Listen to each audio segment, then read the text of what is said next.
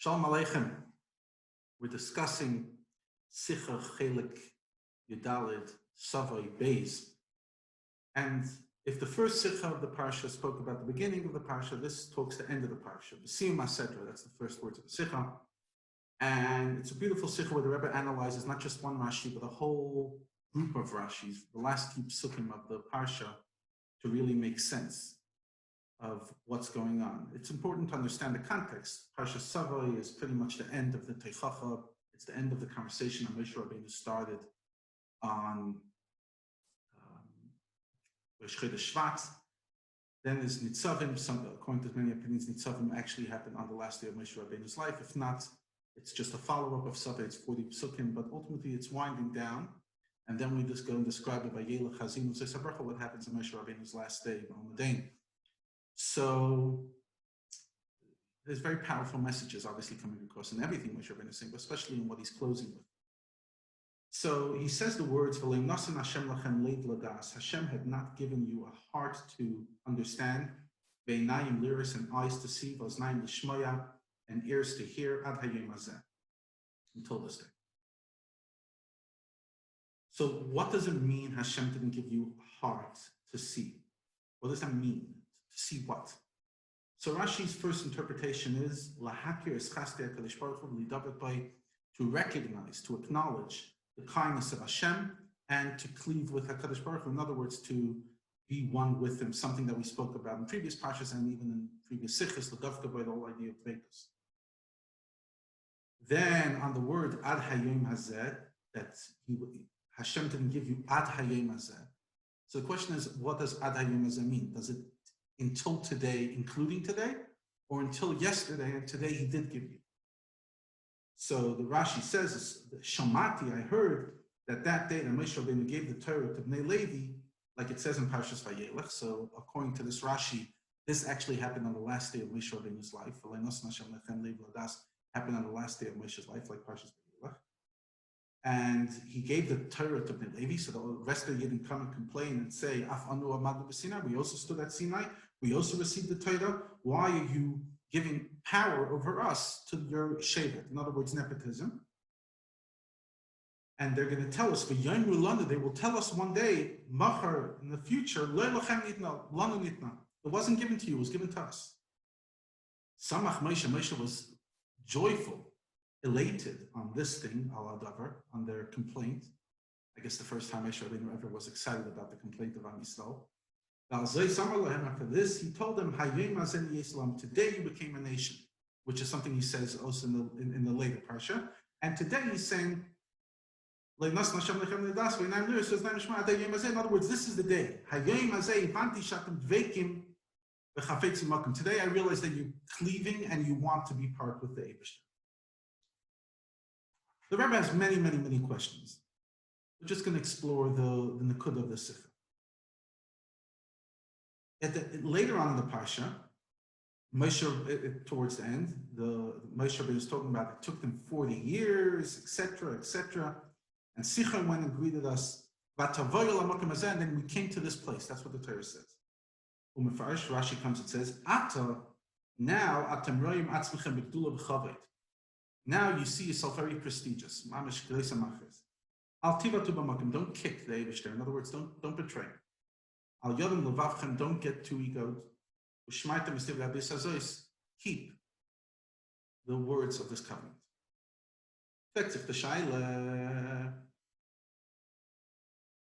What is Moshe Rabbeinu seeing in them? What happened at Amokim Hazeh? What's exactly coming to tell them? Then later on, Rashi says, after explaining all the psukim in the fact that you got the mind to understand and now you want to cleave with the Eibishter, comes Rashi and holds a totally different pshat. Davar acher, another opinion on everything I gave you. That Hashem didn't give you a mind to understand. What does that mean? A person doesn't fully understand the depth of the wisdom of their teacher, the chachmas mishnasai, and the chachma, the intellectual prowess of their teachings, till 40 years, and therefore Hashem was not particular with you. In other words, he gave you a lot of leeway. cut you some slack until this day. From now on, he will hold you accountable. So therefore, you guys better get your act together. So why is the second interpretation coming in? And how did Rashi lead on to the first interpretation? How did he know that that was the case? So the Rebbe says that ultimately, this is the conclusion of Moshe Rabbeinu's drasha, and he's coming and telling them, keep the covenant. And he already told them a bunch of different stuff and gave them lots of musar. And again, now he calls them and says this statement. So obviously there's some chiddush, there's an insight over here that he hadn't said previously. And that's why Rashi comes and says the words Hashem didn't give you guys till now. How is it possible that the Jewish people didn't have a heart to understand the miracles? The nisim of HaKadosh Baruch Hu were there all the time. I mean, they didn't see Kriyas Yamsuf. They didn't appreciate Matan Torah. They said Shira. They said Lama Nigara on Pesach Sheni. We want a second chance. So therefore, Rashi says it's not that they didn't appreciate the miracles. They didn't appreciate Chastei HaKadosh Baruch Hu, the Chesed of Hashem. In other words, they did appreciate the miracles. But until now, they didn't appreciate the chesed, which is the natural way things happen. In other words, a nes is something that's supernatural. But something that works within nature, obviously everything comes from Hashem, so technically that's a miracle as well. But because it comes through nature, you get used to it. And therefore, they not necessarily appreciate. Now he says, I appreciate, and I'm telling you in this final musar, in this teichacha, to tell you to appreciate chesed of Hashem. And that will lead you to dveikus. That will lead you to oneness with Hashem. What's the difference? Why will acknowledging chesed lead you to dveikus? So Rabbi says, interesting, a miracle causes you awe. Wow, English is that powerful. Chesed, on the other hand, or chaste, a lot of chasadim, causes me love, dveikus. I want to come closer, not stand back, but get closer. And because until now you didn't appreciate the chesed of Hashem, so therefore you didn't have the dveikus, therefore I have to tell you to make sure to hold on to the covenant and now get your act together and finally get that dveikus and that appreciation. Now, when he says ad hayom hazeh until this day, does it mean including today or not? The Rebbe says previously in Parshas Vaschan, and we already spoke about in the previous sikha, v'atam adveikim Hashem lekechem, dveikus in Hashem, Moshe Rabbeinu tells them they're davek. Tells them there's a dveikus. So how can he say that Hashem didn't give you the opportunity to appreciate the nisim, or that you didn't appreciate the nisim until now, and you haven't had dveikus? The fact is they had dveikus. That's what it says in Parshas Vaschan. Therefore, Rashi says that, yeah, they started. They started. So what got Moshe excited now to say, ultimately, Parshas Vaschan was said a few weeks before the beginning of the Teichacha. What happened now? Again, another acknowledgement. That's the story of Bnei Levi. They fought, the Yidden wanted to make sure that the Torah lanu nitna, because they were scared that once we come into Eretz Yisrael, Bnei Levi, you're going to be fully occupied in Torah Vavodah. The fact is, they're going to be busy the whole day with it, so they're going to say, lanu nitna. What do you mean? Look at us. We're the ones keeping Torah alive, not you guys. You guys you're out in the fields. Lanu nitna. So the Yidden say, no, what do you mean? The Torah is ours. We don't. We also stood on Sinai. We got the Torah. The Torah is ours. And Moshe Rabbeinu says, aha, now I realize that you guys are not just davik, it's a real dveikim b'chafetzim b'makim. You want to have an absolute connection with Hashem. Now, later on, Rashi, on the words, v'tavayu el hamakim hazeh, right? Now you came to this place. So if you remember, Rashi said the words, now you guys are taking yourself very seriously. You're very chashuv people. You think you're very prestigious, but don't get too haughty. What's he trying to say, Rashi? Because ultimately the words "vatavoy lamakom hazeh" seem redundant. What do you mean? What's he saying? And now you came to this place. Why is that important to tell you? You were just telling us the story of Sichon and Oig, which happened right there. So, but first he says Sichon and Oig, and then he said "vatavoy lamakom hazeh." It should have been the other way around. So therefore, Rashi says, it's coming to tell you a new thing. It's not continuing the nisim, it's continuing something else. Why? Because till now the Jewish people were dependent on the Chesed of HaKadosh Baruch Hu all the time. But when you're going to come, in other words, about Azeh, right across the Jordan, you're about to cross into Eretz Yisrael in a few weeks.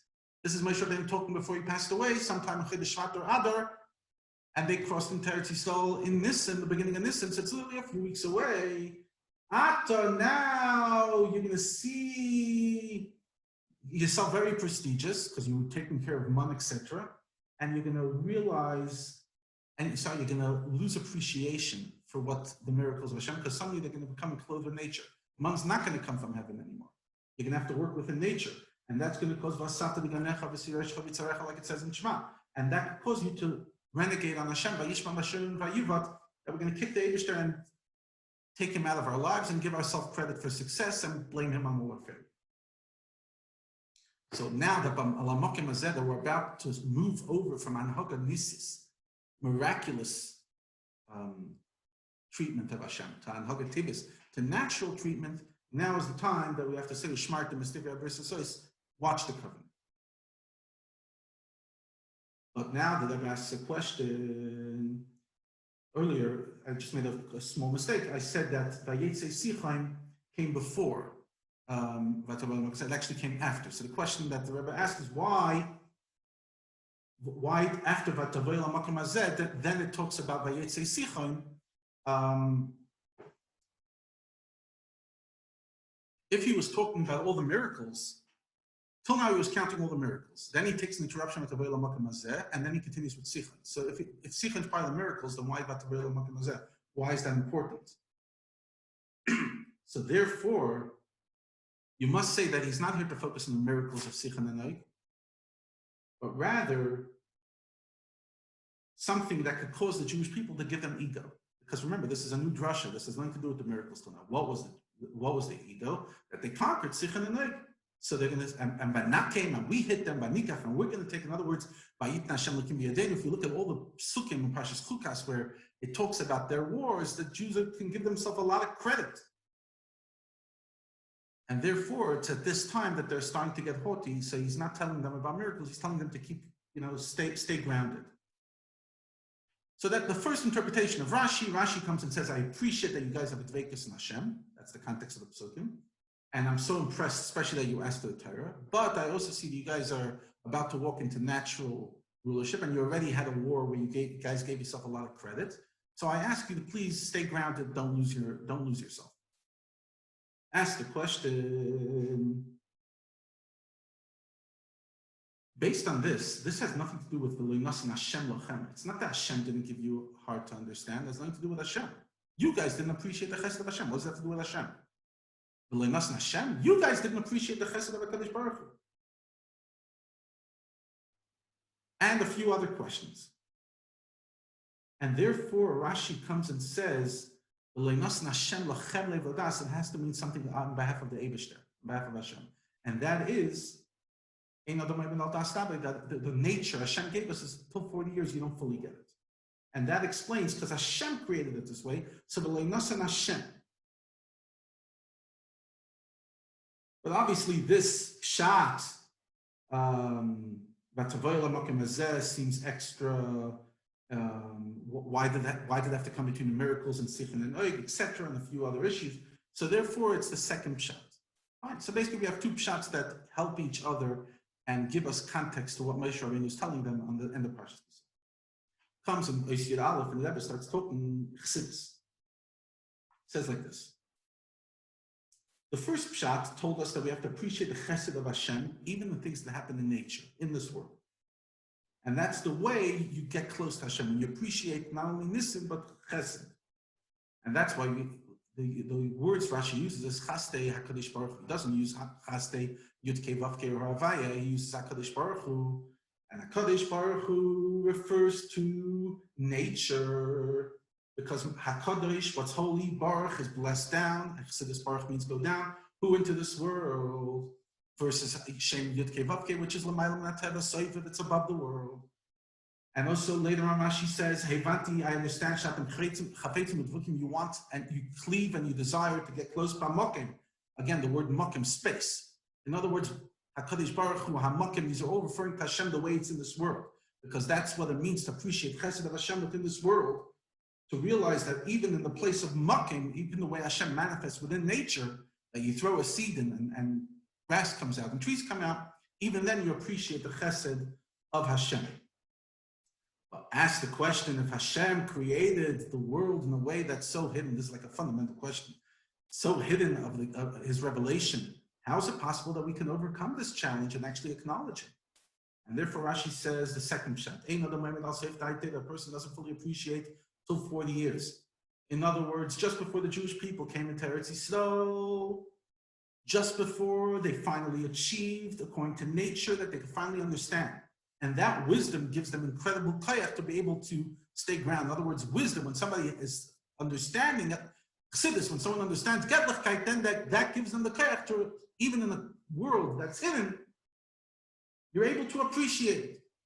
You're able to appreciate the way Hashem runs this world. In other words, das, when you have das and chassidus, I'm sorry for giving my own words. When you have das and chassidus, when chassidus isn't just esoteric, but you make it personal to your life, that's when it can truly influence you.